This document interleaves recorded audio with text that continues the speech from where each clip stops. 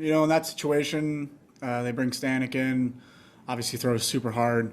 Just trying to get on base any way possible, whether it's a base hit, walk, anything. He's throwing 100 and just trying to get on there and happen to get a good pitch to hit. You always want to get the big hit when you come up in that spot. So you might be going a little, your heart might be racing a little bit more or whatever it is, but, just got to take a couple deep breaths, relax, and honestly, just try to have a quality at bat in that situation. Whether you hit the ball hard, you walk, you have a long at bat, 10, 12 pitches, or you hit a homer. Just in that spot, you're just trying to do anything you can do to get on base and get that next guy up there, because you never know what happens with anybody on base. Yeah, I think if anything, it'll give us a little extra boost going into each game. I think it kind of happened to us last year towards the end of the year when we clinched and we still had a week and a half left, and we didn't play so great going to the playoffs. And this year it's a little bit of a different story. We got to play really good going to the playoffs. So I think, that mindset, everybody coming to the field knowing, kind of a win now attitude, give everybody a little extra boost. Yeah, the last week's definitely been tough. From the Arizona series to LA to the start of this one. Just trying to get comfortable working in the cage, working on some approach stuff. More or less just trying to simplify it and keep it as simple as possible when I go up there.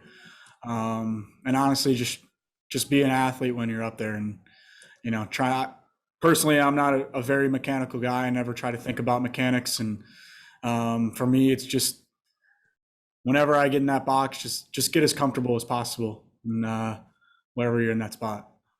Yeah, I've always had the same feeling. Just hopefully they don't get my batting gloves wet. And please don't throw something in my face, but they shot baby powder in my mouth. No, it takes a while to break them in for me. I don't like going up to at bat with a brand new pair, but it's just something I've always been. It went by quick. It's looked up there in the fifth inning and didn't realize, we were right at 50 pitches or 48 pitches. I think, it just shows how efficient we were and how aggressive we were in the zone today. And, obviously kind of a rough first inning there with a couple, sun balls and just kind of weird plays. And then we scored 3 runs in the first. And, I just wanted to stay on the attack and get my boys back in the dugout and to score some more runs. So, it was plain and simple. Me and Vic stayed on the same page. Throughout the, all 6, 7 innings, so credit to him. But that's a tough lineup, man. I was just telling some of the guys I'm mentally exhausted, and, not saying that I don't take a pitch off, in the past, but you really got to lock in and make sure you execute your pitches. And there were a couple situations I felt like, fell in our lap. They hit a couple, hard balls right at guys. Great plays behind me. But I think we had 1 or 2 swing and misses all day, and that was the first of my career. Me and the starters have sat down and talked.